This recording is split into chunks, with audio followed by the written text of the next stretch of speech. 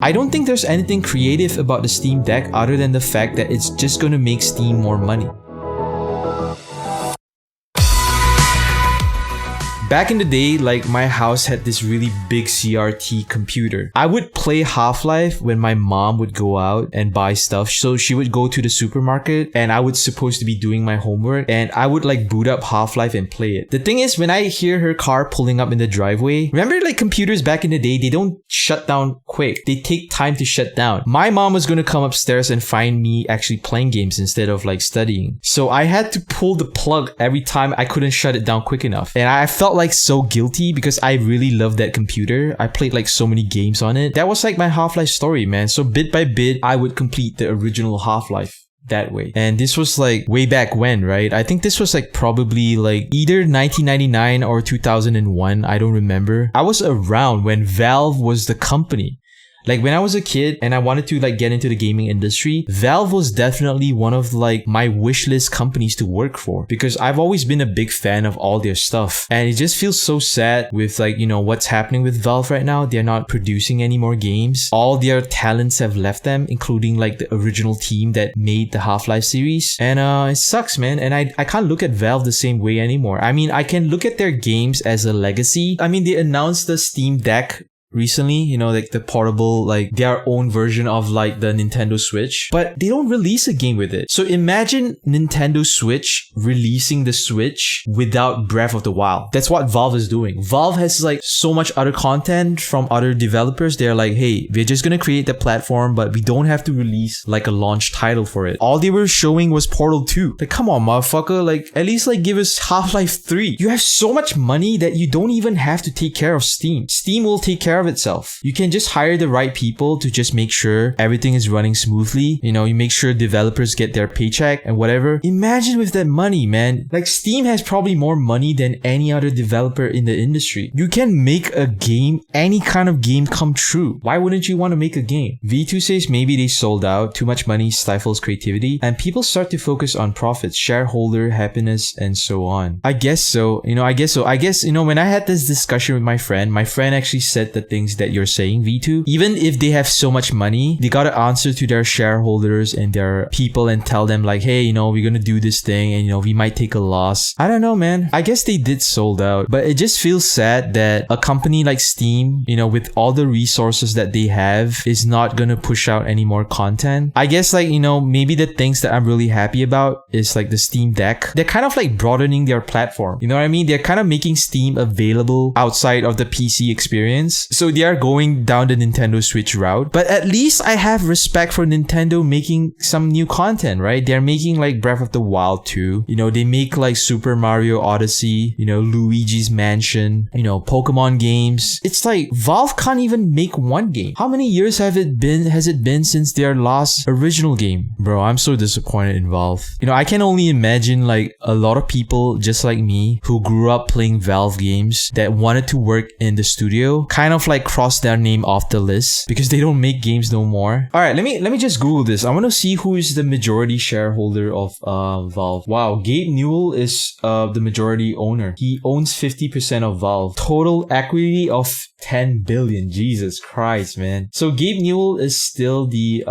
president of Valve. I guess like maybe because they're not making games, all their resource is actually going into this portable platform, and it's amazing because it'll change the landscape of the PC market, and Steam and Valve are actually thinking ahead, right? Because like I think a majority of their business have been taken away by the Nintendo Switch. So in order for them to compete, and once they start competing, like they are already competing, right? They're already selling their platform. I don't think like Nintendo Switch have a prayer, man. Because think about it, right? One of the key things that is very interesting about the Steam Deck is the fact that you can actually install your own OS. You can go homebrew on that shit. Meaning, you can literally play everything on the Steam Deck. You can play PlayStation 1, PlayStation 2, 3, possibly 4 old Nintendo games. You can play GameCube games. You can play everything. You can play anything that is possibly emulated. You can play on the Steam Deck. It's like the killer of everything. So, man, I guess it's pretty exciting. You know, I just hope that, you know, maybe a day will come where Valve will like probably partition their studio to allow like a gaming department, to kind of allow like some creative people under the Valve umbrella to come and kind of like do stuff. Because like, honestly, if I'm like Gabe Newell, like I want to like walk into an environment where people are creative, people are making like cutting edge shit. You know, I guess he is getting all of that, you know, through like the platform, but I don't know. I guess I got a lot of dreams about like what games are gonna be like in the future. And if you have like so much money in the world, like wouldn't you want to like at least use some of that to make some of your dreams come true, you know? I just want like Valve to like, you know, really continue the tradition of excellence. There's no more studios out there that are doing this anymore. Like if you look at like CD Projekt Red, Bethesda, none of these studios are doing it anymore, man. Like they have all completely sold out. They have made shitty games. They have betrayed their customers. And if you think about all the studios that are untarnished record, like Valve, you know, we don't get those studios anymore, man. And I guess like, I don't know, Valve is like Michael Jordan, bro. You know, you get out of the game undefeated. EA and Valve are similar in a sense where they are so huge and they're so rich that it's no longer about the creativity. It's more of the bottom line, right? Even if you look at something like Steam Deck, I don't think there's anything creative about the Steam Deck other than the fact that it's just going to make Steam more money. You know, I always had this discussion with my friends when we were like still playing Counter-Strike. We were like, man, I wonder what Valve is going to be doing in the year 2021. And it's already the year 2021, but they have stopped making games completely. The sad part about like them stopping to make games is the fact that all their people that were responsible for all their masterpieces have left the studio. Like the writer for Half-Life left Valve. The designers for Portal left. Team Fortress 2, they all left. It almost feels like if I was the owner of that fucking studio, losing these people is like a fucking shot in the gut. I would do everything in my power to keep these people happy and keep them like creative. Because at the end of the day, it's not just about money, right? It's about legacy. It's about like creating an experience that people are always going to remember you for. I guess they're satisfied. I guess they're done with whatever they're already created. And it's sad. It's so fucking sad. And I just really miss games having that certain level of soul. If I'm being honest, the only company out there that is really doing it right now and they have not disappointed me yet is From Software, the creators of Dark Souls and Bloodborne and Sekiro. They haven't disappointed me yet, and I'm really excited for Elden Ring. But so far, every other game out there just feels like a cash grab, man. Like it just feels like same shit, different day. It just looks like another game that I've already played. It plays like another game that I've already played. It doesn't have that unique factor to it anymore. And I'm like so thirsty and hungry for an actual good game that I have to like look back to the past and play games like Fallout 1, Fallout 2. Like Valve used to have the best artists, the best programmers, the best level designers, the best writers, the best stories, the best cinematics in the game. Nobody even comes close. But all of those guys left. Valve is not even like that type of company anymore. I think like the majority of the blame's gotta be on Gabe Newell. Whatever Valve is going through right now is, you know, the ship is being stirred by Gabe Newell. And as much as I'm really appreciative to Gabe for all the things that he has done for gaming, I just wish that he kind of like has that energy to do Valve justice and give us what we really want. Because I think it's really just an energy thing. I think Gabe Newell is like, he's a little too old. V2 says, so where are the designers, etc. that now that they have left Valve? I think like most of them left Valve from a lack of like being able to do anything, right? So I'm guessing they're probably with other studios. I think they are dispersed among the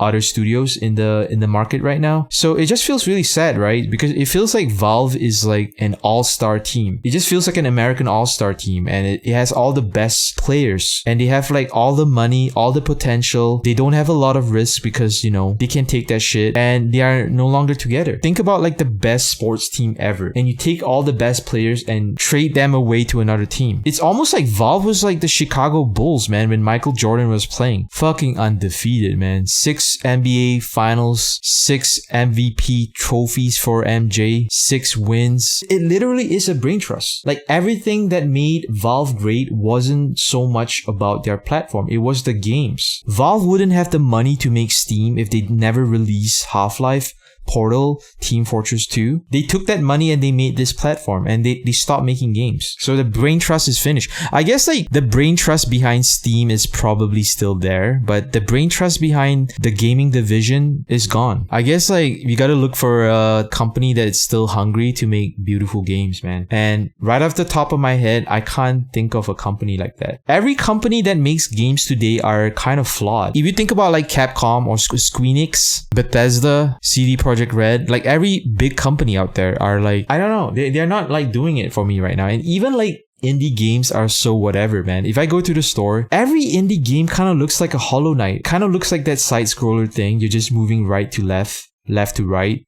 jumping up and down, hitting the sword, and you just reskin it.